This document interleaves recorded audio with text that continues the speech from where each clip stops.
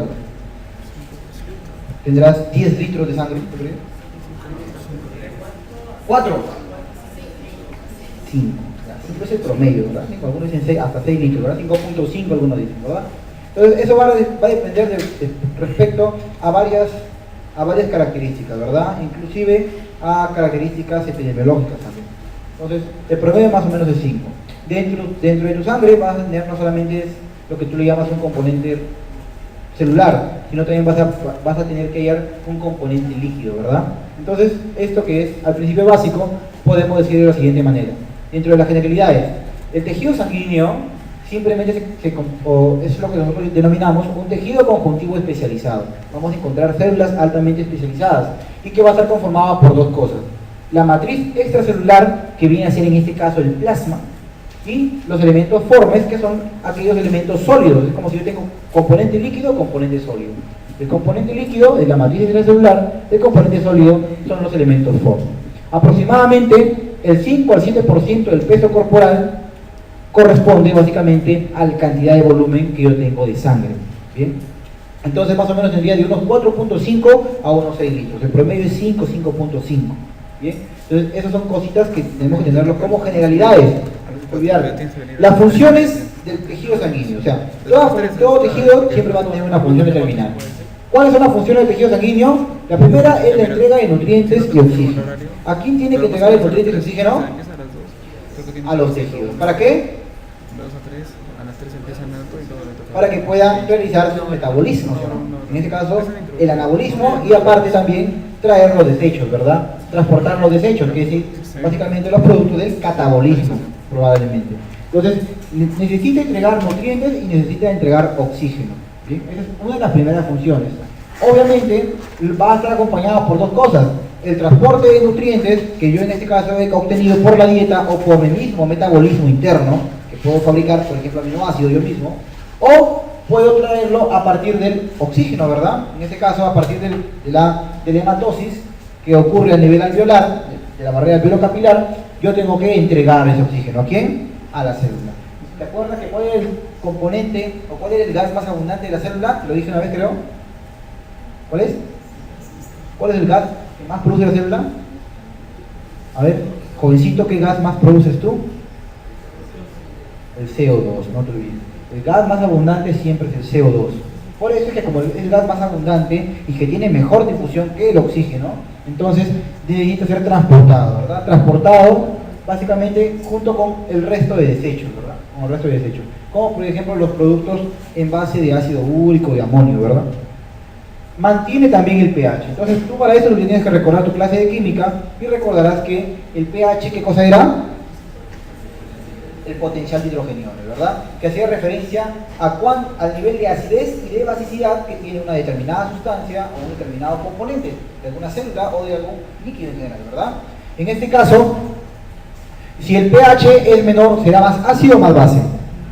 Más ácido, ¿verdad? Si el pH es menor, será más ácido; si el pH es mayor, va a ser más básico o más alcalino, ¿verdad? Y por ello es que la sangre tiene que mantener el pH, pues. Porque ¿cuánto es el pH normal de la sangre? ¿7 cuánto? ¿5? ¿40? ¿Cuánto será? 7.6, 7.5, 7.4. De 7. Eso va a depender de acuerdo al laboratorio, ¿verdad? Mamá, yo me saqué un laboratorio tal, me dicen un determinado intervalo o otro intervalo. Sin embargo, lo que considera la OMS es de 7.35 a 7.45. Esos son los valores en que oscila el pH sanguíneo, no te olvides, porque eso es una cifra que tú lo vas a mantener hasta que te mueras, ¿sí? Como personal de la salud que vas a hacer. ¿Bien? ¿Por qué? Porque valores disminuidos del pH, ¿qué voy a decir? El profesor me dijo que cada vez que disminuye el pH, entonces voy a tener acidez, ¿no? Entonces va a ser una acidosis. Una acidosis en mi cuerpo. Es una acidosis que puede ser desencadenada por varias cosas. A ver, ¿cómo podrías producir acidosis en tu cuerpo? Entonces, yo digo, a ver, profesor, usted dice que la acidosis es básicamente cuando yo tengo menos pH. Y el pH depende del potencial de hidrogeniones. No te olvides, ¿sí o no? El pH, no te olvides que es inversamente proporcional, ¿sí o no? Mientras más hidrogeniones tengas, es menos el pH. pH, ¿verdad? Porque es básicamente la inversa. Entonces, ¿qué quiere decir? Que mientras más cosas que yo tenga o estructuras que sean donadores de hidrogeniones, básicamente son los que me van a producir más acidez, ¿verdad? ¿Qué cosas me producen acidez en mi cuerpo? Pueden producir las dos cosas, ¿verdad? El caso de que yo retenga CO2, claro, porque ¿qué es el CO2? Es un ácido, el anhídrido carbónico, ¿verdad? Entonces, el hecho que yo retenga CO2 en mi cuerpo hace que se vuelva mi cuerpo o mi sangre más ácida, ¿verdad? Entonces tendría una acidosis. Una acidosis producida por retención de CO2. ¿Por qué retendría, yo retendría, perdón, CO2 en mi cuerpo? A ver, pensemos. Muy bien, hipoventilación, ¿verdad? Hipoventilación. Señorita, ¿usted en qué momento hipoventila?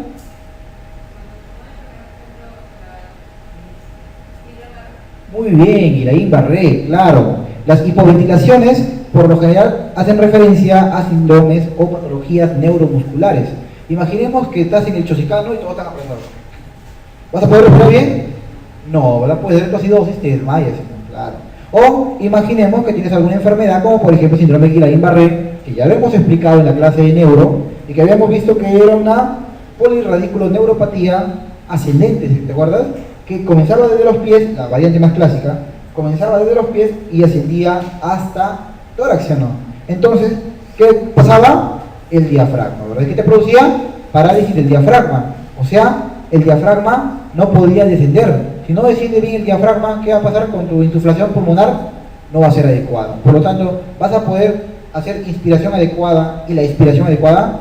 No. Por ende, ¿qué vas a retener? CO2. O sea, vas a producir acidosis respiratoria.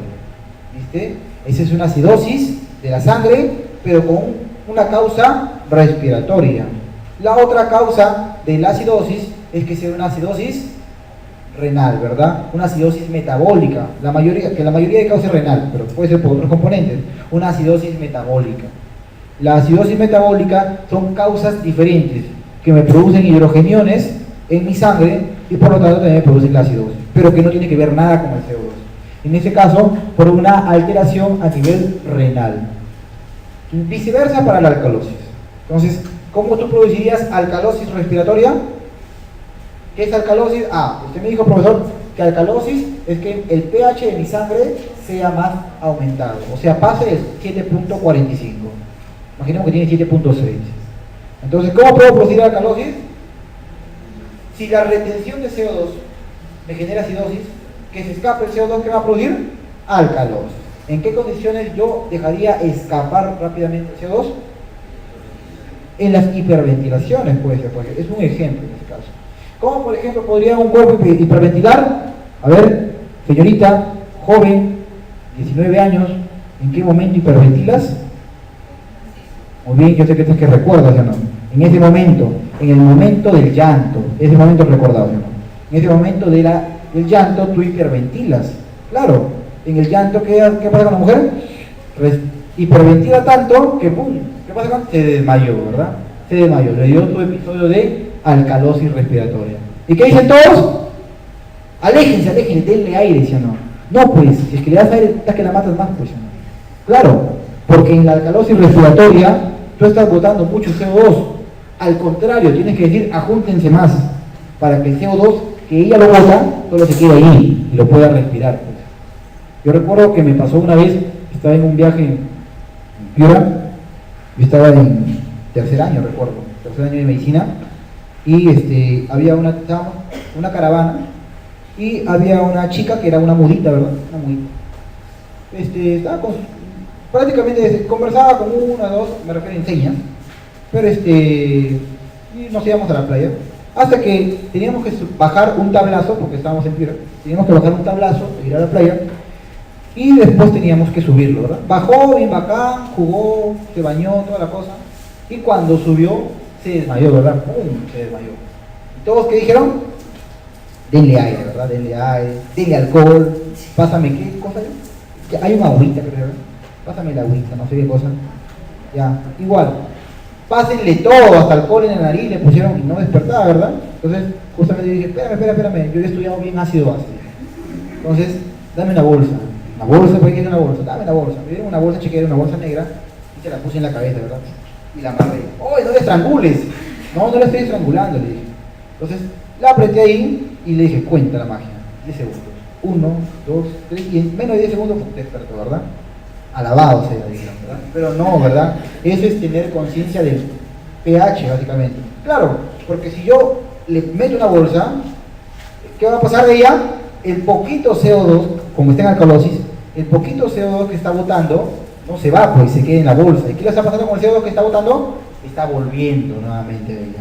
Y su CO2, que estaba poquito en su organismo, ahora está aumentando más. Aumenta más hasta que nuevamente viene a estabilizar. ¿Viste? Entonces, cuando alguien se desmaya en el cementerio, que es típico, cuando están llorando en los velorios, ya saben, ¿no? Amarra. No, no. Al de retener el CO2. Esa es una alcalosis del tipo respiratoria. ¿Y cómo sería una alcalosis metabólica? Una alcalosis metabólica es aquella que te eleva el pH, en este caso te vuelve más alcalino, ¿sí? Porque estás perdiendo muchos hidrogeniones, pues. Estás perdiendo muchos hidrogeniones, pero que no es por la vía pulmonar, puede ser por otra vía. En este caso la renal, los pacientes con enfermedades renales crónicas terminales tienen alcalosis. ¿Bien? Para que no se vaya el brillo. Bien, otra cosa es que regula la homeostasis. ¿Y cómo es que la sangre mantiene el pH? Lo mantiene por un sistema de tampones, ¿verdad? Lo mantiene por un sistema de tampones, ¿verdad? En este caso el tampón más importante será el tampón buffer. ¿Buffer qué? Porque no es un buffer, ¿ah? ¿Qué es un buffer?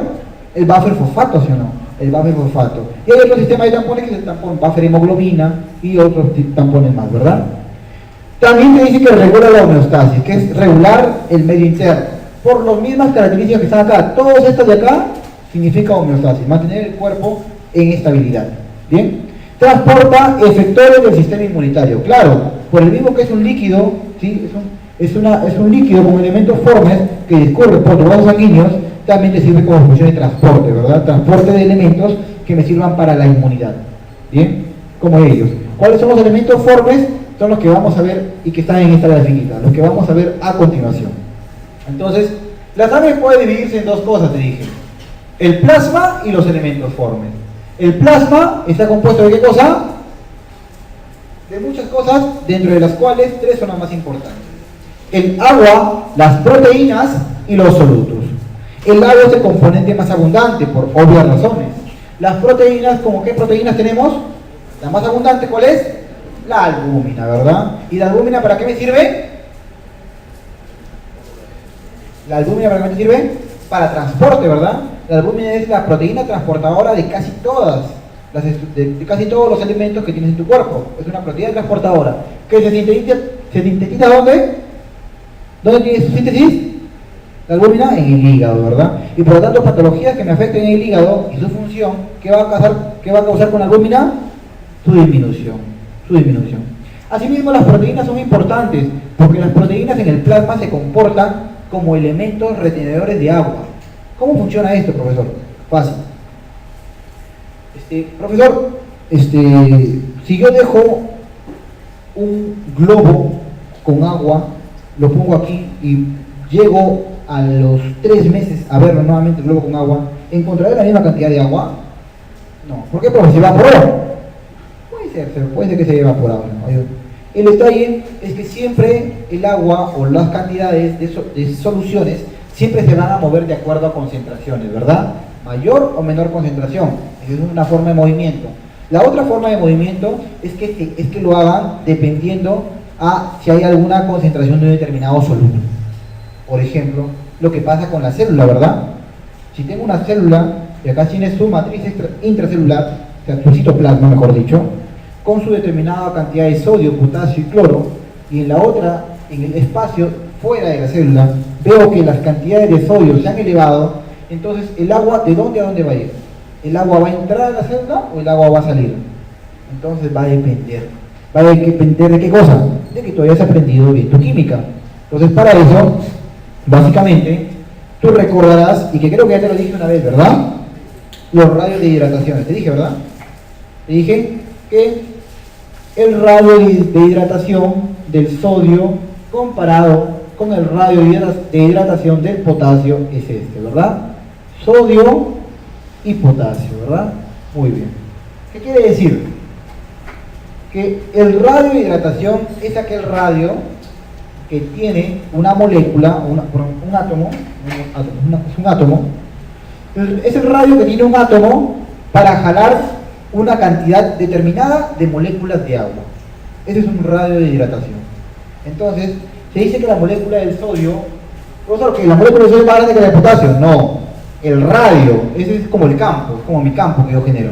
El campo que genera el sodio es demasiado grande comparado con el potasio. Es un campo tan grande que permite jalar grandes cantidades de agua. De tal manera que si yo tengo una membrana que permite la difusión y tengo acá una solución con sodio poquito y acá una solución con sodio bastante, entonces el agua va a ir en donde está la mayor concentración de sodio. ¿Por qué? Por esta misma característica, por el radio de hidratación del sodio. Bien, entonces ese control es importante, es un control que en ese caso se le da, es un control de soluciones, ¿verdad? Las proteínas funcionan de la misma manera. Las proteínas generan una fuerza que sirve para retener el agua. ¿Cómo se llama la presión que hace esas proteínas en conjunto dentro de un vaso o en una matriz que me sirve para retener agua? Se llama presión oncótica. Oncótica, no es osmótica. Presión oncótica, ¿sí? La presión oncótica.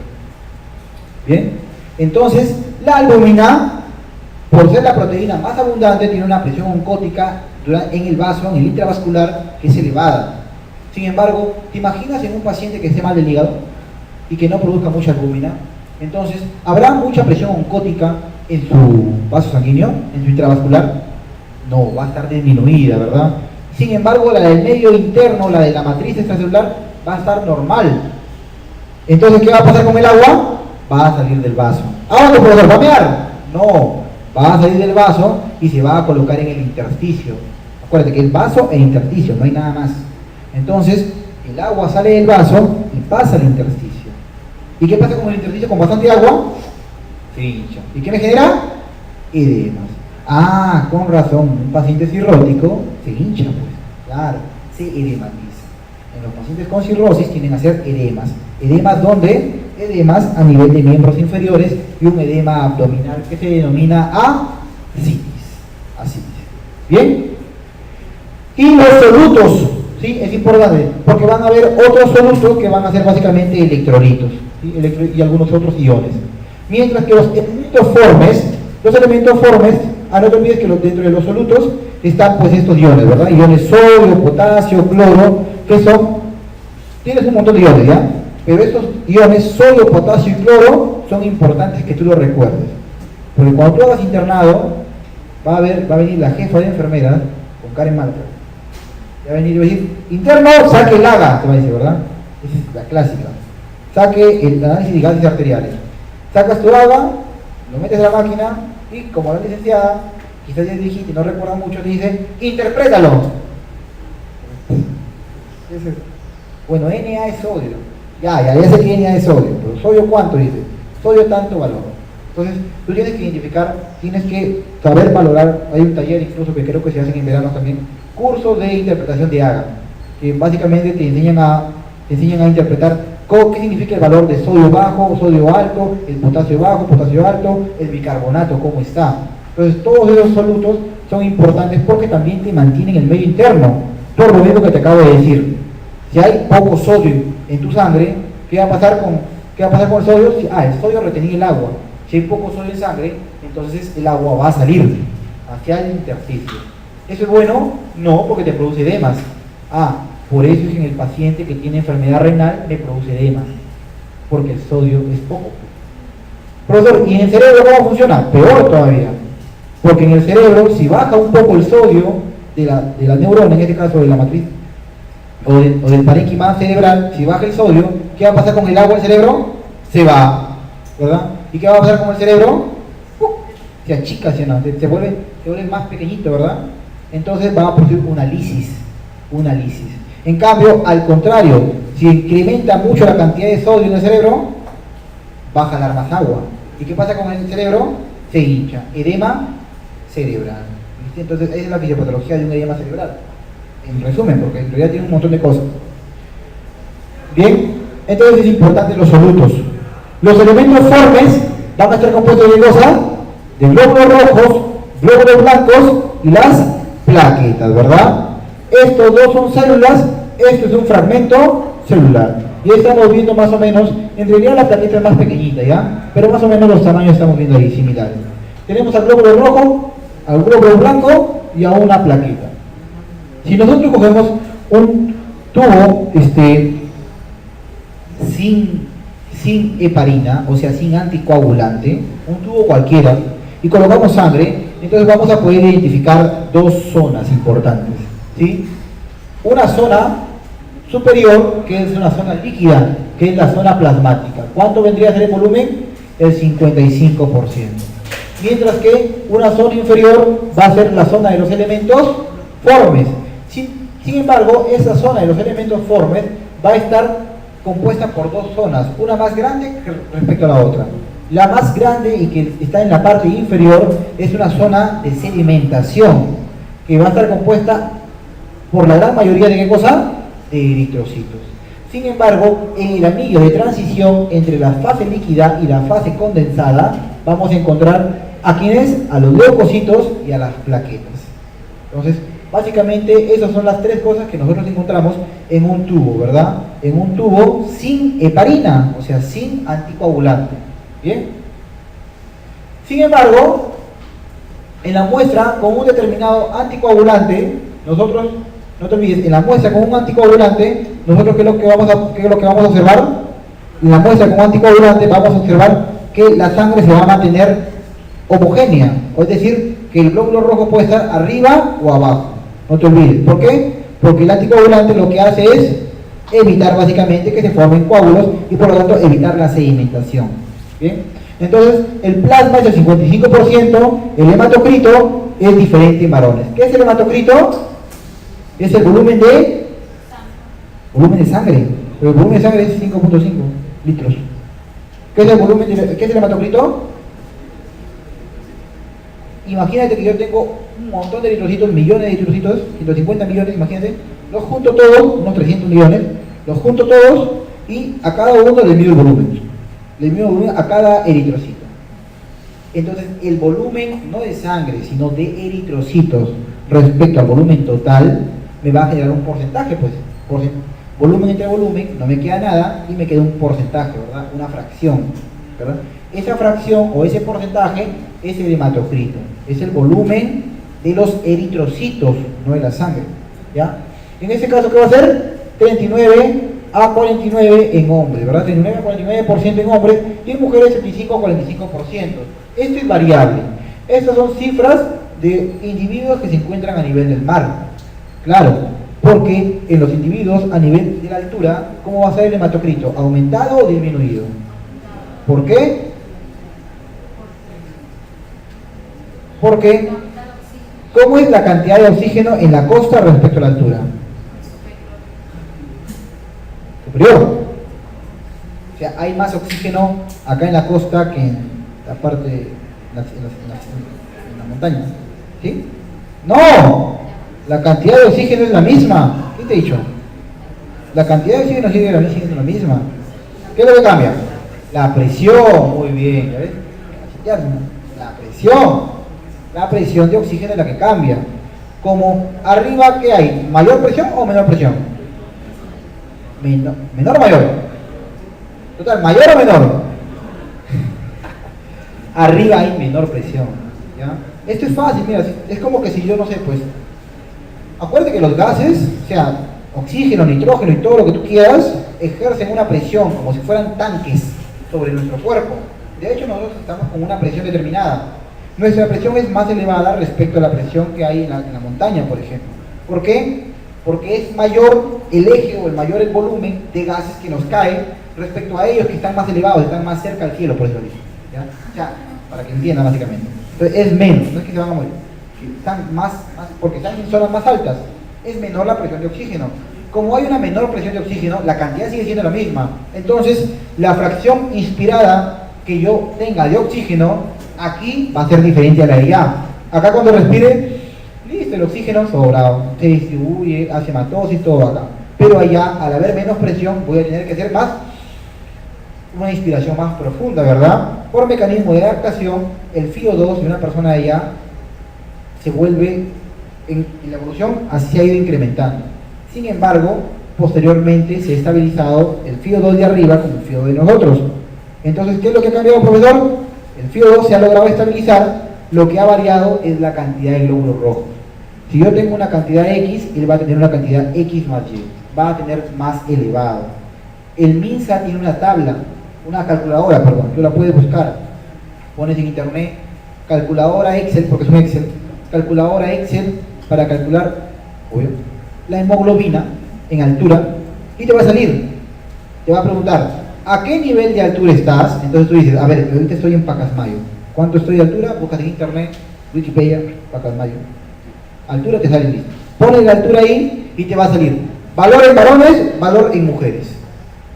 En Huancayo, en Apurímac, en Cusco, en donde tú quieras, te va a dar un determinado valor. ¿Por qué? Porque imagínate que te viene una paciente acá, una paciente en la costa, con una hemoglobina pues de 12, pues, te viene así, doctor, me siento débil y todo.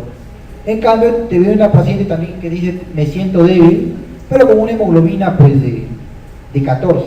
Tú dices, ah, bueno, yo voy a tener la que tiene 12 primero. Pero la de 12 siempre vivió en la costa.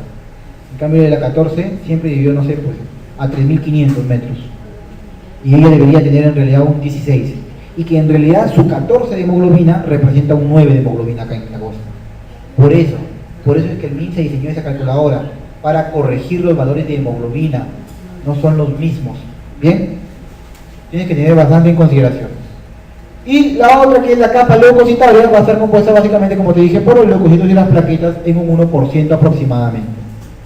Bien, entonces, en el caso del plasma, ¿sí? El plasma que te dije que era como la matriz extracelular, ¿verdad? Del tejido sanguíneo.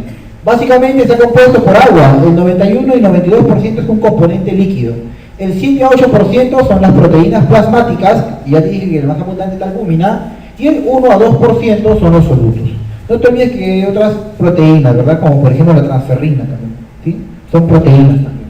El 1 o 2% son los solutos. De los solutos que te dije que son, la mayoría electrolitos. ¿Qué electrolitos tienes que recordar que te dije de todos? Sodio, potasio, cloro. Porque cuando tú lleves medicina interna, te van a enseñar una clase que se llama el anión gap. ¿Cómo calcular el anión gap? Entonces tú, para calcular el anión gap y la brecha aniónica, vas a tener que utilizar sodio, potasio y cloro, ¿sí? Básicamente ello. Los desechos, que son básicamente ya todos los productos o los residuos metabólicos de mi cuerpo, los nutrientes que ya te dije de dónde ingresan, los gases mismos que se difunden, y las hormonas y enzimas que, como te voy a repetir, por lo general van unidas a las proteínas plasmáticas, ¿sí? También ellas tienen un peso, las hormonas y las determinadas enzimas. ¿Bien? ¿Cómo se llama el análisis que se realiza de un examen de sangre? Se le denomina el hemograma, es el estudio de sangre. Dentro del plasma voy a tener, te dije, las proteínas plasmáticas. Las proteínas plasmáticas, ahí tenemos a la albúmina, es el principal componente de cosa que te da la presión coloidosmótica, que es la presión oncótica, ¿no? La presión coloidosmótica. Esa presión es la que te permite, básicamente, como dice, mantener a los líquidos dentro y fuera de él. ¿Bien? Y esa es la explicación de los edemas en un paciente hepático.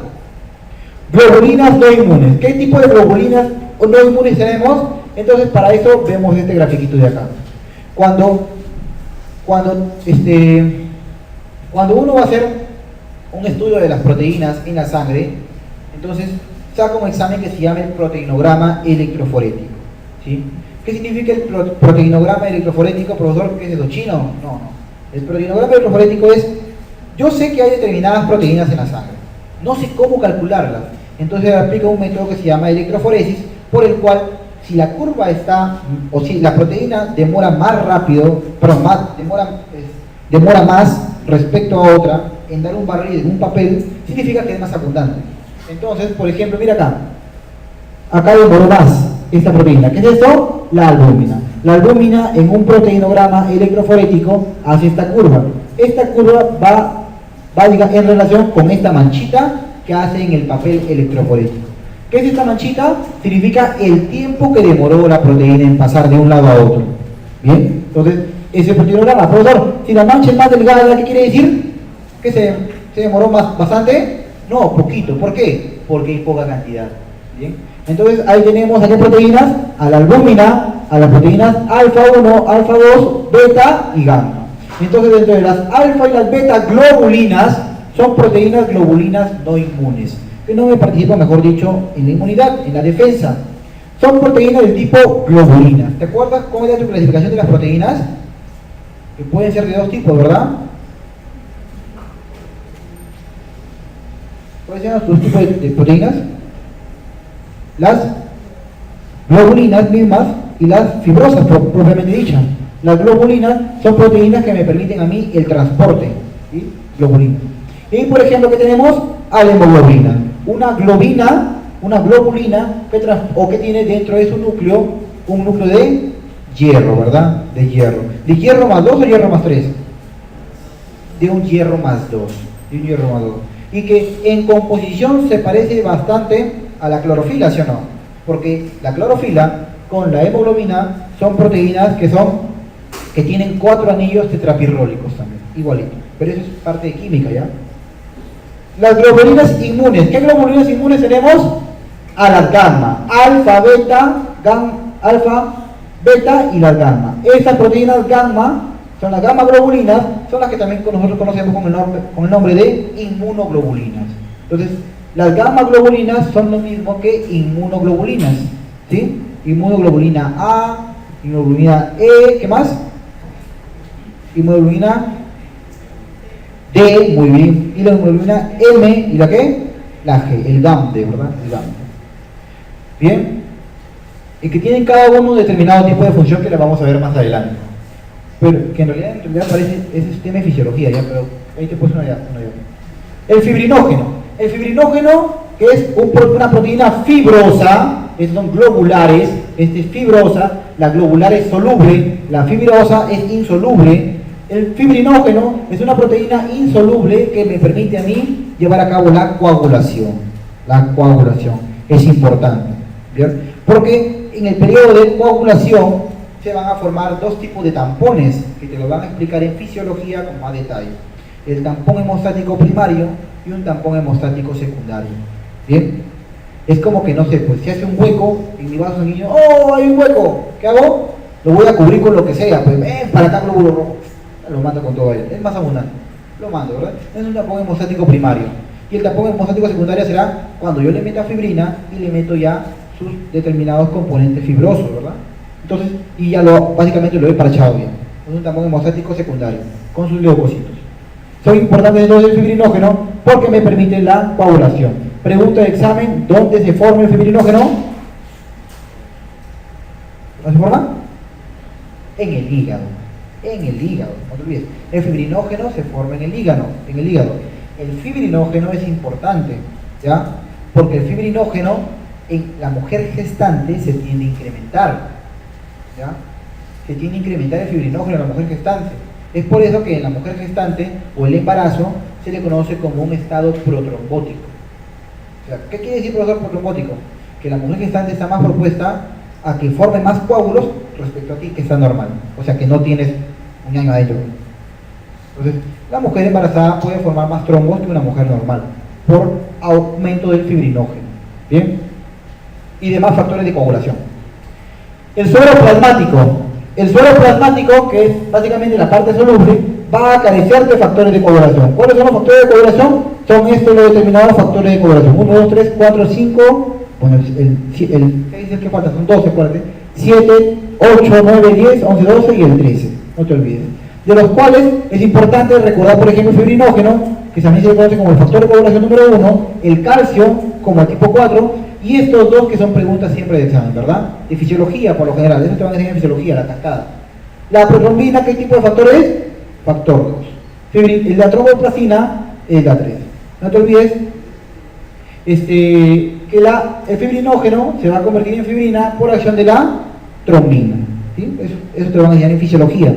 Pero son estos 12 factores de la coagulación, son 12 factores de la coagulación, porque falta el 6, Los que participan en la cascada, ¿ya? Y que te van a enseñar más adelante. Y antes de ello, ve acá los tipos de inmunoglobulina. Sobre todo la inmunoglobulina tipo M, que es una inmunoglobulina que es del tipo pentamérica. Mira, con respecto a los demás, es pentamérica, ¿ya? Tiene 5 componentes, no te olvides. ¿Qué más? Y la función de cada una. Por ejemplo, ¿cuál es la inmunoglobulina que se pasa por la leche materna?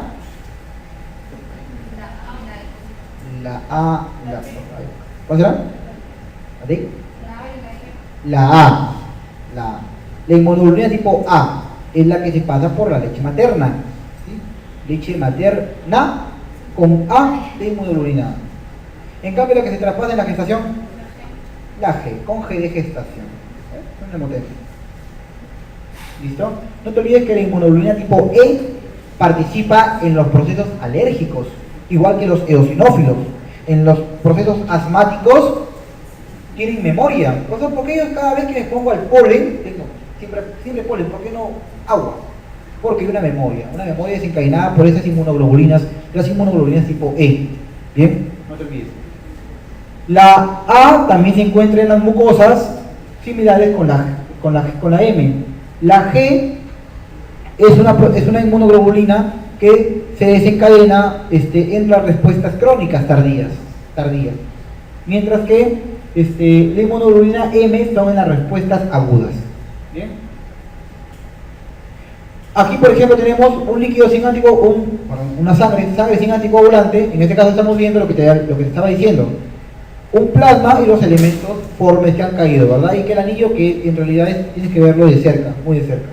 Vamos a encontrar es importante saber cómo se transportan las muestras para los determinados exámenes. A veces uno dice, profesor, quiero saber cuánto será la creatinina, pues. Entonces, no es lo mismo que tú saques creatinina, o sea, un sangre para creatinina, que sangre para determinar pues tu mismo hemograma. O sea, cómo está tu glóbulo rojo, tu glóbulo blanco. No es lo mismo. Porque, por ejemplo, para los estudios en los cuales yo quiero determinar, por ejemplo, cómo está tu creatinina o tu urea, me sirve bastante este componente. Es por eso que yo, ¿qué cosa necesito? Necesito estos tubos de Vacutainer que estén sin anticoagulante, para que el componente sólido pueda sedimentar y el componente líquido me queda acá. Y después, con un pipetazo, yo cojo el componente de acá y puedo examinar ¿qué cosa? Proteínas, urea, creatinina, lípidos, colesterol y glucosa. ¿Bien? Entonces son esos exámenes los que me piden a mí con o sin anticoagulante. No te olvides, eso es pregunta del examen. Se transporta en tubo de Vacutainer sin anticoagulante. ¿Ya? Y por eso en las prácticas de fisiología, esto es frecuente, ¿verdad? Incluso en biología algunos los hacen. Bueno, al menos acá en San Marcos sí son bien agresivos para eso, ¿no? Te sacan sangre de tu compañero, que lo terminas desangrando porque ni sabes sacar sangre, lo terminas desangrando, y con el tubo ahí lleno de sangre, tu mano, todo. Entonces, te dicen, bueno, ahora sí coge el pipetazo. Señor, pero le falta pues la bombilla. No hay bombilla, eso sí no hemos comprado. ¿Qué hacen? Con la boca. Entonces, con una pipeta grande, tu boca, tienes que ir aspirando, ¿verdad? Poquito aspirando. Imagínate que una vez yo recuerdo que llegó una chica, en mi promo, y les tocaba aspirar, pero aspirar urea. Entonces, no, amoníaco era, no era amoníaco. Entonces, estaba aspirando y se pasó amoníaco, imagínate. ¿Cómo será más adelante? Pero bueno, ahorita no ha mutado, pero ha quedado ahí todavía. El detalle es que se hace siempre con bioseguridad, no te olvides, ya no haga lo que acá. Debe hacerse con una bombilla y una pipeta. ¿Sí? Y acá estamos viendo como el anticoagulante, ¿verdad? Los tubos Vacutainer, los de frasquito morado, acá son rojos. En el hospital te van a enseñar el manejo de ellos. Frasquito morado, esos son los que tienen el anticoagulante. Tú le das vuelta incluso y ya está, listo, no se va a anticoagular. Inclusive tus paquetes globulares, cuando tú has donado sangre por algún familiar o X personas, siempre tienen el anticoagulante en este caso, ¿verdad? La heparina, ¿sí? La heparina. Porque hay otro anticoagulante que es la warfarina, pero ese no se utiliza. ¿Bien? Estamos viendo, por ejemplo, en un artículo, estamos viendo la composición del plasma sanguíneo.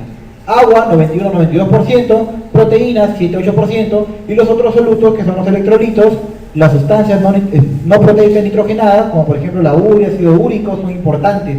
El ácido úrico, y para eso necesito también tener a una persona que se tome los exámenes basales, o sea, la persona que vaya sin comer, ¿verdad? En este caso, ¿verdad? Porque imagínate que el paciente se traga un lomo, pues, un lomo saltado, entonces va a elevarme el ácido úrico con la urea, pues, ni a balas.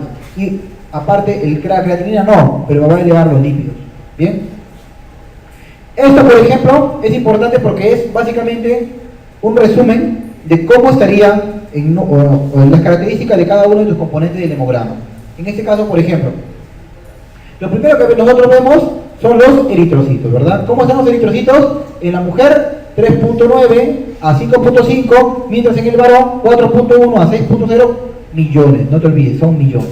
¿Bien? En este caso, no te olvides que, bueno, por características corporales, el varón es más aquí. Ya, hay nada más. Bien, el tiempo de vida del eritrocito, ¿cuánto es? 120 días, ¿verdad? 120 días en condiciones normales. Hay condiciones que te hacen que el glóbulo rojo viva menos. ¿Qué condiciones harán que el glóbulo rojo viva menos? Que haya un defecto en alguna enzima del glóbulo rojo, ¿no? ¿Sí? Una enzimopatía. O algún defecto en la síntesis de la hemoglobina, una hemoglobinopatía. O algún defecto en la membrana del glóbulo rojo, ¿no? Un defecto de membrana del glóbulo rojo. En este caso, por ejemplo, tú recordarás que hay una enfermedad que se llama la anemia hemolítica, ¿sí o no? La anemia hemolítica. Y las anemias hemolíticas no es una sola enfermedad y ya, tiene una base. ¿Por qué ocurre la anemia hemolítica? Porque el tipo de hemoglobina, esa es pregunta de examen, el tipo de hemoglobina que tiene dentro ese glóbulo rojo no es básicamente una hemoglobina normal, una hemoglobina del adulto, sino es una hemoglobina S. Una hemoglobina S. ¿Bien? Acuérdate que tu hemoglobina tiene 4 cadenas, 2 alfa, 2 beta. Sin embargo, en la hemoglobina S está alterada, es una hemoglobina netamente S. ¿Bien? Hay otros defectos, como por ejemplo, hay pacientes que consumen habas, ¿habitas? ¿Los habitas que compran? Habas, y se mueren, ¿sí o no? Se mueren, o les da una anemia que los mata. Imagínate, el compañero toma haba y lo mataste. Entonces, porque ellos tienen defectos, hay algunas personas que tienen defectos en una enzima, ¿verdad? La glucosa 6-fosfato deshidrogenasa. Es una enzima que se encuentra alterada en ellos y a los pacientes les produce eso, una anemia hemolítica por un déficit de glucosa 6-fosfato deshidrogenasa.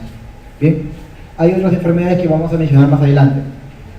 Los neutrófilos, por ejemplo. No te olvides que los retículos, de qué vamos a ver los reticulocitos, ¿ya? Pero los neutrófilos, sobre todo, es el componente de los glóbulos blancos más importante. Es el componente más abundante también, 60-70%. Y no te olvides que hacen referencia a la primera línea de defensa. El tiempo de vida es 1 o 2 días. ¿Qué quiere decir? Que tiene un recambio muy rápido en relación al eritrocito. Bien, y que obviamente voy a encontrar, por ejemplo, estos gránulos. Los neutrófilos, como varios de los glóbulos blancos que voy a encontrar acá, pertenece al grupo de los granulocitos. O sea, voy a encontrar gránulos. ¿Qué gránulos? Gránulos de lactoferrina, gránulos de las mismas lisocimas, de colagenasa, etcétera, ¿verdad? Los eosinófilos, que vamos a detallar, como les digo más adelante, es un componente de los glóbulos blancos que se altera en reacciones de qué tipo? En reacciones parasitarias o en reacciones del tipo alérgicas, ¿sí? Entonces, en las reacciones parasitarias o alérgicas, los eosinófilos van a estar incrementados. Si yo doso eosinófilos en un paciente asmático, voy a encontrar alterado. Si yo doso eosinófilos en un niñito y encuentro que está incrementado 30%, pues imaginemos, y lo normal es que tenga de 2 a 4%, entonces ese niño tiene una atenia pues adentro, ¿eh? O debe tener quizás el parásito más frecuente en los niños, que es bueno, ya oxiduro, ya, porque le pica, pues, claro. ¿Cuál es el parásito? Bueno, de por sí hay parásitos más leves, ¿verdad? Pero ¿cuál es el parásito que te produce malabsorción? Y por lo tanto el niño dice, mi hijito no come, pero no sube peso. La mamá, esa es la típica de la mamá, ¿verdad? Come, no sube peso. Y tú dices, no sé señora, pero a mí me han dicho, cada vez que tenga esa frase, dale mebendazol. Ya, le das Ascaris, no es el Ascaris, la Giardia lamblia. ¿Bien? Entonces, Es importante, los eosinófilos se encuentran incrementados ahí, ¿sí? Y más cuando son ascaritas, crecen hasta las nubes, ¿ya? Los basófilos que se encuentran alterados también en procesos del tipo alérgicos también, los basófilos, ¿ya? Por ejemplo, en las urticarias, ¿sí? Ah, mira qué platito, se hinca así, todo el brazo, o hasta la cara, ¿no? Y hasta puede producir un angiodema. Entonces, los basófilos también van a estar alterados en ellos. ¿Por qué? Porque los basófilos tienen diferentes gránulos, y los gránulos que más abundantes o más importantes tienen, ¿cuáles son? Son los gránulos de heparina y gránulos de histamina. ¿Qué es lo que hace los gránulos de heparina? ¿Para qué la heparina? ¿Coagular o anticoagular? Anticoagular. ¿Para qué el basófilo querrá anticoagular? Ah, vamos a ver para qué. ¿Y para qué el basófilo tendrá gránulos de histamina? ¿Qué es la histamina? Un vaso. Entonces, ¿para qué el basófilo necesita abrir más el vaso y anticoagular la sangre? Piensa. Fácil, porque si allá hay una puerta de entrada para bacterias, están entrando, mira, un montón de estafilococos aureus, están entrando bastantes bacterias. Entonces yo soy neutrófilo, estoy peleando, neutrófilo, imagínate, lo estoy matando a todos, y llega el basófilo y dice, yo te voy a ayudar. Libero mi histamina y mi heparina. Cuando libero mi histamina, entonces ¿qué hago con el vaso? ¡Bum! Abro el vaso. Y cuando yo abro bastante el vaso, profesor, ¿va a sangrar más? Sí, yo sé, va a sangrar más. Pero también el abrir el vaso va a hacer que más glóbulos rojos y glóbulos blancos puedan pasar, pues abre más el vaso. Y aparte, ¿qué más dice? Y también secreto heparina. ¿Para qué? Por acuérdate que están pasando un montón de glóbulos rojos, y los glóbulos rojos al toque forman el tampón primario, o sea, al toque empiezan a coagular y no permite el paso de los glóbulos blancos. Entonces, ¿qué dice el basófilo? Dice, bueno, le doy heparina para que la sangre sea más fluida y los glóbulos blancos puedan venir más rápido. Para eso son los gránulos de heparina e histamina del basófilo. Y va a tener otros gránulos más, con factores quimiotácticos. El linfocito, que es uno de los más importantes, y es el segundo después de los neutrófilos que yo tengo que observar en un hemograma. ¿Por qué? Porque el linfocito, que su concentración es de 25 al 25%, yo no veo porcentajes. Eso es lo que tú tienes que ver en un hemograma. A veces el alumno se vuelve mecánico y aprende porcentajes. Neutrófilos 60-70, eosinófilos 2,4, basófilos menos abundantes 0,5, linfocito 25-25. No. ¿Por qué? Porque el linfocito tú tienes que observar bastante los valores que se encuentran acá. ¿Por qué? Porque el linfocito está asociado con infecciones, acuérdate, con infecciones de tipo viral, ¿sí? Viral, o en reacciones leucemáticas, lo que le llamaríamos una reacción leucemoide. Imaginemos que todo tu hemograma está normal, pero el linfocito en vez de estar 2.400 es 30.000. Por eso es un linfoma. Puede ser una leucemia o un linfoma o algo que me está produciendo incremento de esos linfocitos. Pero también pueden ser otras patologías, como por ejemplo la tos coqueluchoide. ¿Sí? El coqueluche también me eleva los linfocitos. Y los monocitos, que se comportan como células de segunda línea, ¿verdad? O sea, es la segunda línea de defensa, ¿sí o no? Acuérdate que el linfocito, cuando dice el linfocito estoy peleando, pero me están matando, voy a llamar a mi hermano, dice, ¿verdad? Libera factor quimiotáctico, estimulador de los macrófagos, y viene el macrófago, no viene el macrófago. El monocito que está dentro del vaso sanguíneo dice, sí, pero no puedo pasar, pues, porque soy monocito, soy chiquito, es chiquito. Entonces dice, no puedo pasar. Entonces, ¿qué hago? Digievolución, ¿verdad? Digievolución. Me estimula. Y el monocito sale al intersticio y se convierte en macrófago. El macrófago sí hay, pero ahí, imagínate, empieza a matar. Entonces, es la segunda línea de defensa. Y obviamente no discrimina casi nada. Mata de todo. Porque hace fagocitosis. No te olvides. ¿Ya? Y que también los valores son disminuidos, generalmente los monocitos. ¿Bien? Pero su tiempo de vida, como dice acá, son días y meses. Luego tenemos a las plaquetas. ¿Cuál es el valor normal de las plaquetas?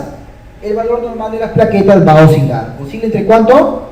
Entre 150.000 a 350.000. ¿Sí? De 150 a 350. ¿Bien? Entonces, los valores normales aquí, por ejemplo, han puesto 300.000. Y es un valor aceptable. ¿Ya? Pero hay enfermedades que me producen baja de plaquetas, como enfermedades que me incrementan las plaquetas, que más adelante voy a hablar en cada una de ellas. ¿Ya? ¿Cuánto duran el tiempo de vida de las plaquetas? 7 a 14 días. ¿Es un tiempo de vida? No, es un tiempo de circulación. ¿Por qué? Porque las plaquetas no tienen vida, pues. Las plaquetas no tienen vida. Ellos sí tienen vida. Las plaquetas no, pues. ¿Porque qué son las plaquetas? Son restos citoplasmáticos. Las plaquetas son restos citoplasmáticos. Y eso es lo que vamos a ver más adelante. Por ejemplo, esto es importante. Acá estamos viendo, por ejemplo, un análisis de las células rojas, en este caso, los glóbulos rojos, como es en el varón y en la mujer, ¿verdad? En el varón, hematocrito 39-50% versus un 35-45%. Miren la hemoglobina que está acá. Varón 13-18, mujer 12-16. La hemoglobina normalmente de un varón peruano promedio está entre los 14. Así, mira, es bajo, 14. Y en cambio de una mujer está generalmente en los 13. En los 13 a 12. Así es. En los de Alcurnia, ya que comen bien, se vas a encontrar malo, está bien parado. Yo creo que es porque me ha afectado la altura, pero yo tengo hemoglobina 15.5. Más o menos, sí, por ahí sí parado, ¿verdad? Pero algo. ¿Dónde voy a encontrar incremento de la hemoglobina? Voy a encontrar en los atletas. Acuérdate que eso es por adaptación, ¿sí o no? Para poder respirar mejor. Atletas, voy a encontrar incremento de la hemoglobina y de los glóbulos rojos. ¿En dónde más? En los asmáticos. Los asmáticos hacen un mecanismo de adaptación. Oye, este asmático tiene hemoglobina 16, está bien parado. No, al contrario, está peor todavía. ¿Por qué? Porque probablemente es un paciente asmático que ha tenido muchas crisis, pues. Crisis asmáticas de hipoxia. Entonces, ¿qué hace? Compensa. ¿Con qué? Con formación de glóbulos rojos, pues. ¿Bien? En los fumadores también. Porque el mismo hecho de ser fumador, y sobre todo crónico, hace que el pulmón se fibrose. Si el pulmón se fibrose, esto es tal igual como el riñón, o como el riñón. Si un riñón se te va, el otro riñón, o sea, se te pierde, se te muere, el otro riñón tiene que compensar la función, ¿sí o no? Tiene que funcionar como el doble. Igual es el pulmón. El pulmón, como una parte se fibrosa, la otra, el resto de alvéolos tiene que compensar la función, porque tú no puedes de la noche a la mañana perder la función de ventilar adecuadamente. Entonces, ¿qué es lo que hace?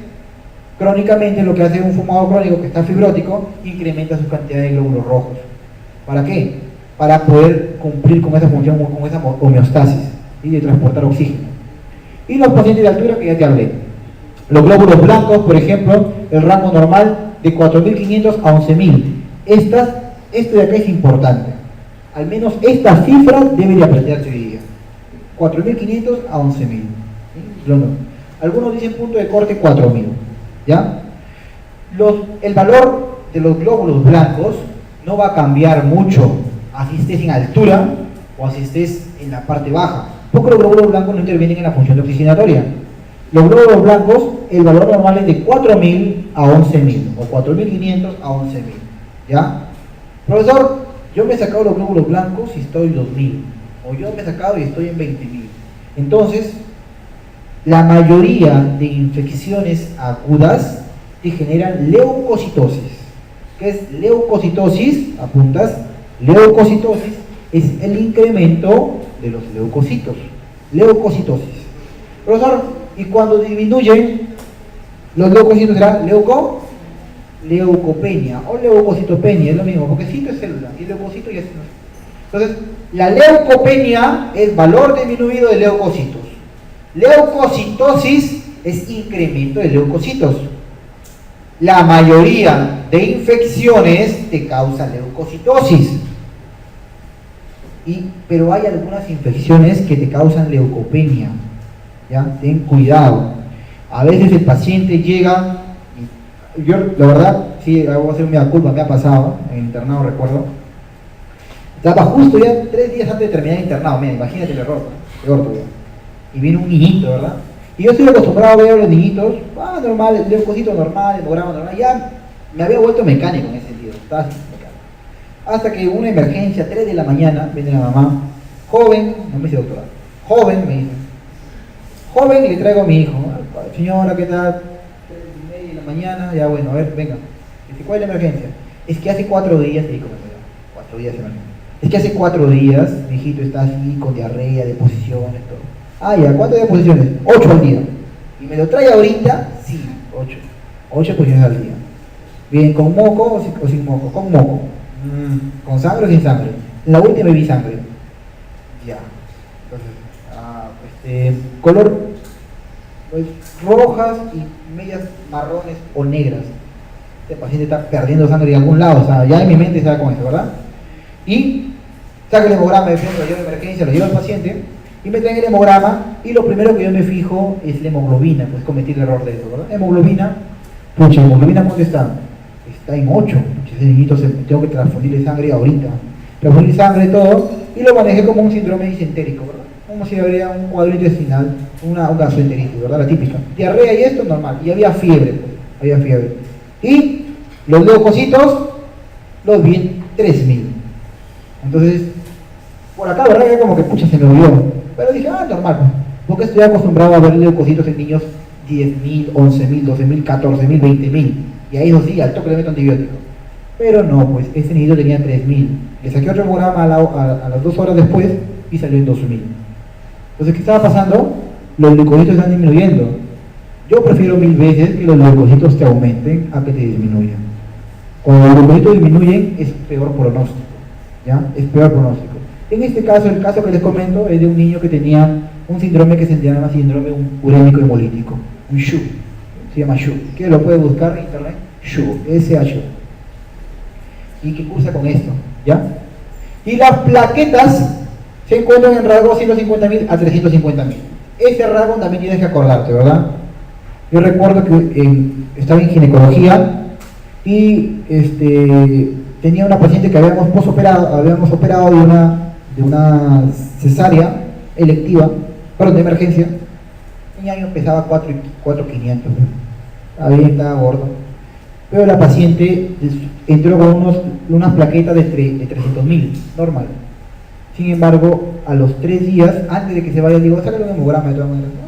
Ahorita no perdemos nada. Plaquetas 500.000. Hazle que un día más, señora. Sacamos mañana el hemograma. Plaquetas 600.000. Y aumentó hasta 800.000. Entonces estaba como que, wow, ¿qué es esta vaina? Aquí no la puedo tratar. Obviamente la tuve que referir a la paciente, ¿verdad? Estaba haciendo un síndrome trombótico. ¿Sí? Acuérdate que las pacientes gestantes, ¿qué son? Estados trombóticos. Pero de fibrinógeno y todos los otros factores de coagulación. Y asociados con plaquetas. ¿Ya? Con plaquetas. Tienes que tener bastante cuidado. Entonces ahí tenemos la anemia ferropénica. ¿Qué es el término anemia ferropénica? Anemia significa ¿qué cosa? Hemos, sin sangre. O sea, ¿no hay sangre? No, hay escaso, ¿verdad? Anemia, ¿por qué? Porque hay déficit de hierro. Es una anemia por déficit de hierro, ¿verdad? Entonces tienes que tener bastante cuidado con eso. ¿Y el hierro cómo está? ¿En forma de ion ferroso o férrico? Ferroso, o sea, 2 más. El Fe, 2 más. ¿Listo? En forma de ion ferroso. Dentro de una proteína denominada hemoglobina. Es por eso que para calificar de una anemia ferropénica, yo tengo que ver la hemoglobina. Ya tengo los valores de la hemoglobina, de tal manera que una paciente mujer que tenga menor de 12, una hemoglobina menor de 12, sería una anemia ferropénica leve. Y tiene menor de 10, anemia ferropénica moderada. Y tiene menor de 8 o 7, le ponen el punto de corte a veces, anemia ferropénica severa. Así se maneja. ¿Bien? Igual, en el varón, similar a lo mismo, ¿verdad? Y las otras que son las anemias hemolíticas, que es diferente, son anemias que son producto de ¿qué? De una destrucción de ¿quién? ¿De la hemoglobina? No, destrucción del glóbulo rojo. Se está destruyendo el hematíe, el glóbulo rojo, por N causas que vamos a ver más adelante. ¿Bien? Entonces mira, el hematíe te lo presento. ¿Cómo es el hematíe, profesor? ¿Es una celulita redondita? No. ¿Fue redondita? Sí. ¿Cuándo? En la etapa anterior. Cuando era un reticulocito. Cuando era un reticulocito, él era un hematíe que tenía su núcleo. Él tenía su núcleo. Entonces, si yo comparo y le saco la sangre a un pollo, y yo te saco la sangre así, y yo comparo sus glóbulos rojos, los glóbulos rojos tuyos no tienen núcleo. Se llaman glóbulos rojos anucleados, o simplemente glóbulos rojos. Mientras que el glóbulo rojo de una ave será nucleado, no, yo le voy a borrar su núcleo bien grandote. son glóbulos rojos nucleados, o también llamados los reticulocitos. Bien, entonces, esa es la diferencia entre tú y una ave, por ejemplo. ¿Ya? La sangre, nada. Son células transportadoras de oxígeno. Bien, tienen una forma de disco bicóncavo. Esa forma de disco bicóncavo les permite ¿qué cosa? Porque ellos eliminan el núcleo para generar más espacio para el transporte de oxígeno. Y aparte, eso les permite ser más flexibles. Muchas veces a los glóbulos rojos te los tienen a preguntar en examen ¿por qué? Por la cantidad del diámetro. ¿Cuánto es el diámetro de un glóbulo rojo? 7. El diámetro de un glóbulo rojo es 7 micras. Ese número te lo preguntan aquí en la China. ¿Ya? Tienes que aprender bastante. Tamaño, el diámetro del glóbulo rojo es 7 micras. Esa es la cantidad. Y el tamaño de un capilar, perdón, de un capilar,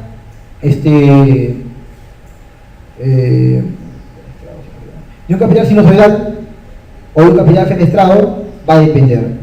¿De qué? Del tipo de capilar y el tipo de órgano ONC. ¿Por qué te digo que es importante aprender el tamaño del glóbulo rojo? Porque si yo soy 7 micras, la mayoría de esporos que hay en mi cuerpo son menos de 7 micras. Entonces la sangre no puede salir rápidamente. En cambio, si yo veo un vaso sanguíneo que tiene una cantidad, no sé, un poro de 12 micras, yo, glóbulo rojo, fácilmente puedo salir por ese lugar. ¿En qué lugares estoy haciendo referencia? Por ejemplo, a nivel renal. Los poros a nivel renal son grandes, pues. Por eso es que la sangre puede filtrarse, igual a nivel hepático. ¿Bien? Su forma maximiza la superficie de intercambio. Para ello el intercambio básicamente de oxígeno.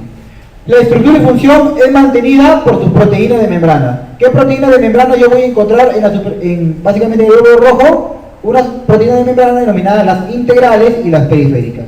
Acuérdate que las proteínas integrales son aquellas que pasan las dos membranas, ¿sí o no? Y las periféricas aquellas que se encuentran en la parte externa. ¿Bien? Aquí estamos teniendo, no te olvides, el diámetro 7.5 y la sección transversal que es 2.5. ¿Bien? Aquí tenemos las dos proteínas, las proteínas integrales y las proteínas periféricas. De las proteínas integrales, ¿qué cosa tenemos que recordar? A estas dos proteínas, a la glucoforina tipo C y a la proteína de la banda 3. ¿Cómo se llama? Y esta es pregunta de examen la que está acá. ¿Cómo se llama la proteína integral que mantiene unida la hemoglobina? La proteína de la banda 3. La hemoglobina está en la parte intracelular, la proteína integral en la parte interna tiene la proteína de la banda 3 que mantiene unida a la hemoglobina, ¿sí? La mantiene que no se escape a la hemoglobina. Mientras que la proteína glucoforina C es una proteína que permite la estabilidad. ¿De quién? De la célula. ¿Por medio de qué cosa? De la unión de su citoesqueleto. O sea, mantiene la armazón del glóbulo rojo. Estas dos proteínas son las más importantes del glóbulo rojo, son las proteínas integrales. Y luego tenemos a las proteínas periféricas. De las proteínas periféricas tenemos que recordar dos proteínas. ¿Cuál, profesor? La proteína denominada anquirina y la proteína denominada espectrina. Porque ambas proteínas, anquirina y espectrina, me permiten a mí también mantener estable a la membrana. Por eso, en los pacientes que tienen defectos en los genes que codifican para la espectrina o para la anquirina, entonces que yo voy a tener una enfermedad por defecto en la membrana celular, en la membrana del eritrocito, ¿verdad? Por ejemplo, una esferocitosis. ¿Viste? Entonces, estas son proteínas importantes que me mantienen estable a la membrana celular. Bien. Por ejemplo, mira, la anemia hemolítica. ¿Cuáles son las principales causas de la anemia hemolítica? Acá está. Inmunológica, que se destruya porque hay propios anticuerpos que están atacando al glóbulo rojo. Metabólica, porque haya deficiencia de qué cosa? De la glucosa 6-fosfato deshidrogenasa, por ejemplo. O, por ejemplo, en la membrana celular, el tipo que haya una esferocitosis. Una esferocitosis, en este caso por alteración de la alfa-espectrina. En una esferocitosis, el glóbulo rojo no toma la forma bicóncava, sino esférica. Ya, pues profesor, pero mejor, pues si no, más área. No es mejor, no es que tenga más área. ¿Por qué? Porque cuando va a pasar rápidamente por los vasos, va a poder ocluirlos, ¿o no? Porque tiene mayor diámetro. Y por lo tanto, ¿qué pasa? Obstruye al vaso sanguíneo. Y como lo obstruye, ¿qué pasa con eso? Hace un trombo. Y como se trombosa, ¿con qué viene la paciente a la consulta? Te viene diciendo, doctor, me duele la pierna derecha o la pierna izquierda. ¿Y qué pasó? la encuentra roja, ¿verdad? Totalmente. Y le haces un ecodoppler, un examen, básicamente, acuérdate que el Doppler se mide por lejanía, sonido, ultrasonido. Entonces, ¿qué ves? El flujo sanguíneo está alterado a ese nivel. ¿Bien? Entonces, no está pasando. ¿Por qué? Porque hay un trombo. ¿Por qué? Porque había una esferocitosis, probablemente. ¿Bien? Y por lo tanto, el tiempo de destrucción de los esferocitos y los eliptocitos también es más rápido, o sea, viven menos días, se degradan más rápido. ¿Dónde ocurre la degradación de los glóbulos rojos? Pregunta examen. ¿Dónde ocurre? En el vaso, en el vaso. Entonces el vaso dice, pucha, me están generando bastante glóbulos blancos, perdón, me están generando varios esferocitos. Entonces, tengo bastante chamba. ¿Qué hace el vaso? Incrementa de tamaño. ¿Cómo se llama el incremento de tamaño? Esplenomegalia. Es por eso que en los pequeñitos, en los niñitos, y en los adultos también ya, pero generalmente en los niñitos se ve más frecuente. En los niñitos que tienen esferocitosis, ¿sí? Esferocitosis, el vaso que le encuentro, crecido, tiene una esplenomegalia. ¿Ya? El vaso en los niños con esferocitosis es grande, es una esplenomegalia. ¿Bien? ¿Por qué? Porque hay una hiperfunción del vaso para destruir a todos esos glóbulos rojos que tienen forma esférica. ¿Bien? Cuando ocurre una alteración en la hemoglobina, también me puede producir una anemia hemolítica. ¿Cómo se llama la alteración de la hemoglobina? Pueden ser las alfa-talasemias y las beta-talasemias y las anemias falciformes. ¿Cuál de las tres que están acá por alteración de la hemoglobina es más frecuente? La anemia falciforme. La anemia falciforme, o también llamada anemia... ¿Qué es anemia falciforme? ¿Por qué se denomina anemia falciforme? ¿Por qué se llama falciforme? Porque el glóbulo rojo toma forma de ¿qué cosa? Como si fuera de una luna, no, de una bananita. De una bananita. La anemia falciforme. Es una anemia que es bien frecuente también encontrarlas en quién? En los pacientes con malaria, por ejemplo. Puedes encontrar anemia falciforme. En cambio, la alfa-talasemia y la beta-talasemia, no. Las alfa-talasemia y la beta-talasemia vamos a encontrar pacientes que tienen también vienen por anemia hemolítica, pero cuando yo les saco una radiografía, tienen un cráneo diferente al tuyo. ¿Cómo, profesor? Claro, si yo te toco tu cabeza, tu cráneo está normal, bonito, liso, todo bonito. En cambio, en ellos, yo les saco la radiografía y ¿qué veo? Veo depósitos de calcio en el cráneo en forma de punta. ¿Cómo se llama eso?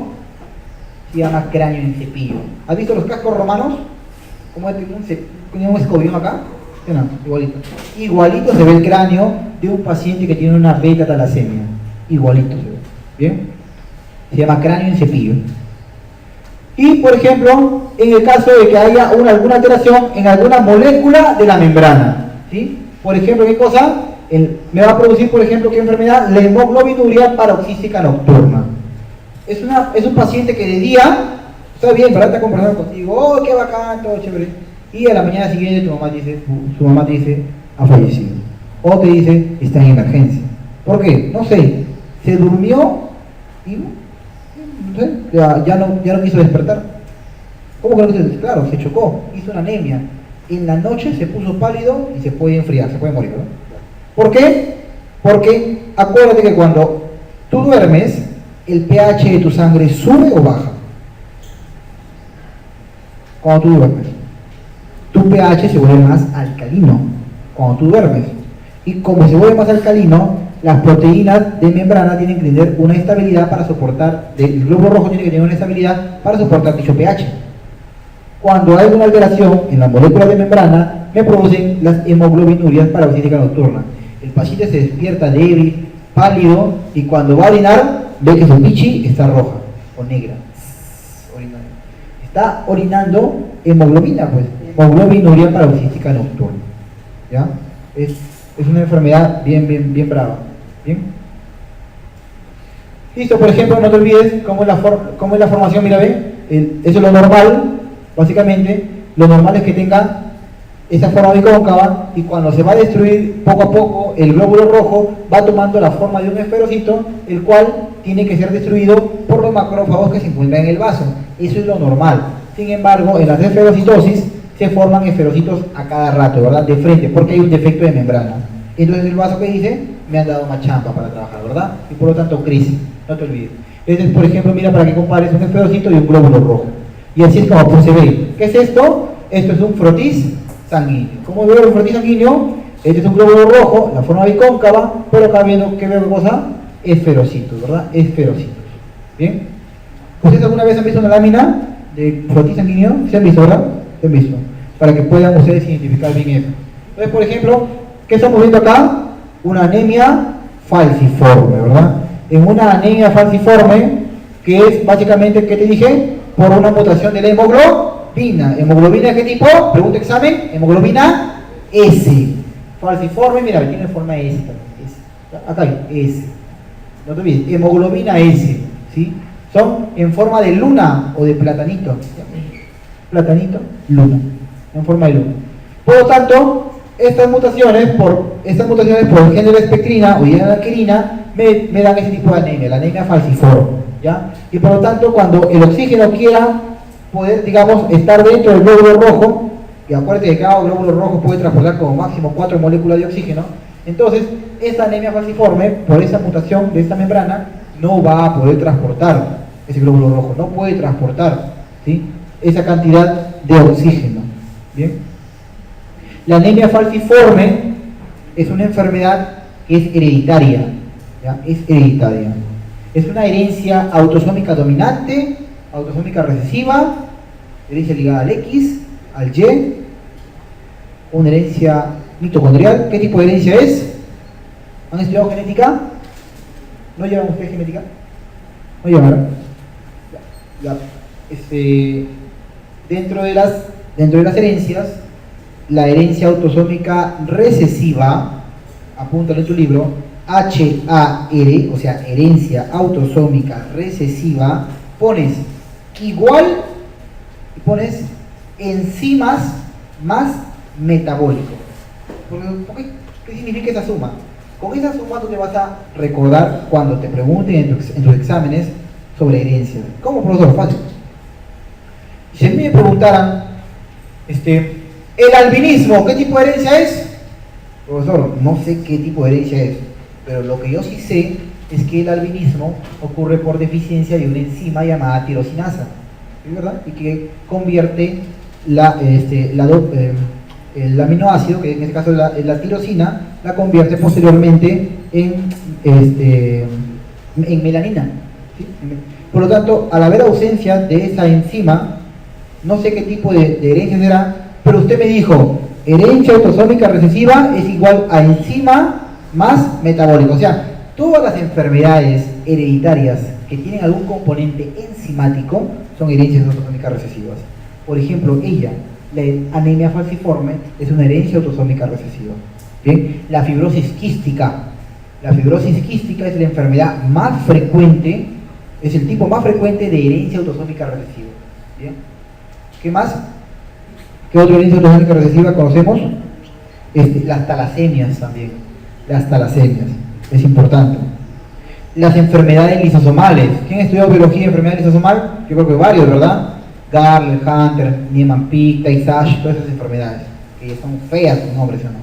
¿Sí? Entonces, esas enfermedades lisosomales son, por ejemplo, la anemia falciforme, que es una enfermedad del tipo enzimático, es un tipo de herencia autosómico recesivo. ¿Bien? Los hematíes también son importantes recordarles porque dentro de su superficie presentan las glucoproteínas y dentro de las glucoproteínas más importantes que tenemos que ver son aquellas que conforman el sistema AB0, ¿verdad? El AB0. Entonces, no es ABO, es AB0. Entonces, el AB0 hace referencia al tipo de receptor o al tipo de glucoproteína que yo tengo en la superficie. ¿Bien? Entonces, por ejemplo, las que tengan en la superficie el tipo A tendrán inmunoglobulina para el A. No, ¿verdad? Si yo soy glóbulo rojo y yo tengo un cachito que dice receptor A, entonces no puedo tener un policía que arreste al A, ¿sí o no? Porque me mata, pues. Tengo que tener un policía que arreste al B. Claro, de tal manera que los dos somos causas, somos amigos, y cuando venga un B, él lo mata, ¿sí? Muy bien. Entonces, ¿qué es lo que tenemos? Tenemos que los pacientes que tienen grupo de sangre A, entonces que tienen anticuerpos anti-B. ¿Viste? Los que tengan el grupo B tendrán anticuerpos anti-A, ¿viste? Y los que tengan el grupo AB tendrán anticuerpos. No, sí tienen anticuerpos, pero no tienen anticuerpos para el A y para el B. No, pues si no, ¿cómo se defiende? Claro, no va a ser inmunodeficiente, ¿sí no? Sí tiene anticuerpos, pero tiene anticuerpos para otras cosas, pero lo que no tiene son anticuerpos para el A ni para el B, porque si no se mataría, ¿verdad? Y los que tienen el grupo A, ¿qué son? Tiene anticuerpos anti-A y anti-B. Por ejemplo, esta estadística es bien diferente. ¿Es qué cosa? De Estados Unidos, mira bien. El O está casi de la mano con el A, 39 con 46. En cambio aquí en Perú será así. No, si no, en Perú no somos así. En Perú, ¿qué somos? La mayoría somos O, ¿no? Después del O que sigue, el A. Y después del A, el B. Y después del B, raramente, yo nunca he visto la verdad en examen de sangre, ¿eh? Siempre he sacado casi, todos mis pacientes sacaban el grupo sanguíneo. Pero nunca vi un AB. Lo busqué y nunca encontré un AB. ¿Ya? Entonces encontraba más A y B. O a por montones, el pan de cada día. ¿Bien? Entonces, los glóbulos rojos que posean en su superficie los receptores A y B no van a tener anticuerpos. Mientras que, anticuerpos para ellos. Mientras que los glóbulos rojos que no tengan ningún receptor en su superficie van a tener anticuerpos anti-A y anti-B, ¿verdad? Pregunta de examen. Profesor, yo soy grupo AB. Si yo soy grupo AB, entonces tengo receptor A, B, pero no tengo policía, no tengo anticuerpos. ¿Puedo recibir algo de sangre? Sí puedo recibir sangre. ¿De quién? ¿De un A? ¿De un B? ¿De un AB? ¿O del 0? ¿O qué es el O? ¿De quién puedo recibir? De todos. Puedo recibir de todos. Acuérdate que el AB es el receptor universal, recipiente universal. ¿Por qué, profesor? Porque no tengo ningún anticuerpo. Pues. No tengo ni anticuerpo anti-A ni anti-B. Entonces, profesor, cuando me viene el glóbulo rojo, que es del tipo A, no hay nadie que lo ataque, pues. ¿Viste? Cuando viene el del B, tampoco nadie lo ataca. Y si viene el que tiene el O, que no tiene ningún receptor, tampoco nadie que lo ataque. ¿Viste? Entonces, el AB es el receptor universal. En caso opuesto ocurre con qué cosa? Con el grupo 0, con el grupo... ¿Por qué? Porque el grupo 0, él sí tiene a los dos policías, pues. Y es por eso que el O solo recibe de qué cosa? ¿Solo recibe de quién? Del O, solo recibe del O, nada más del O, no te olvides, ¿ya? Él sí puede dar a todos, porque el A recibe del A y el A recibe del A y del O. El B recibe del B y del O. Sin embargo, el O recibe solamente del O. El O, por poder donar a todos, se denomina donador universal. No te olvides, son esas cositas también que tú tienes que recordar, ¿ya? Ese es un tipo de grupo sanguíneo, porque ¿cuántos tipos sanguíneos hay? Como más de 20, ¿verdad? El otro es el de macacos recios, ¿verdad? El RH. El del RH tenemos RH positivo y RH negativo. ¿Qué significa que sea RH positivo? ¿Qué significa que sea RH positivo? Que tenga un receptor RH. No existe receptor RH. Receptor D. Que tenga el receptor D en su superficie. Lo mismo, es como funciona similar a esto. Entonces, en el RH solo tengo aquellos glóbulos rojos que tienen el receptor D y aquellos glóbulos rojos que no tienen el receptor D. Los que tienen el receptor D no van a tener anticuerpo anti-D, ¿sí o no? Claro, pues si no se matan. Entonces, el RH positivo es aquel que tiene el receptor D, pero no tiene anticuerpos anti-D. Y en cambio, los RH negativos no tienen el receptor, pero sí tienen anticuerpos anti-D. ¿Sí? No te olvides. Esos son cositos. Y como el RH negativo tiene al policía, o sea, tiene el anticuerpo anti-D, solamente recibe del mismo, de los RH negativos. ¿Bien? En cambio, el RH positivo puede recibir de los dos. Hematides. ¿Ya? Seguimos con hematides. ¿Qué es la hemoglobina? La hemoglobina es una proteína transportadora de oxígeno, no te olvides, transporta 4 moléculas de oxígeno, transporta también cierta parte del CO2. El CO2 se puede transportar en tu cuerpo de varias formas. Puede transportarse unida a al glóbulo rojo, en el caso de la hemoglobina, o puede transportarse disuelto, ¿verdad? Puede transportarse disuelto en el mismo plasma también, ¿sí? En su forma de anhídrido carbónico, perdón, en su forma de ion bicarbonato o en la misma forma de CO2, que es menos frecuente. ¿Bien?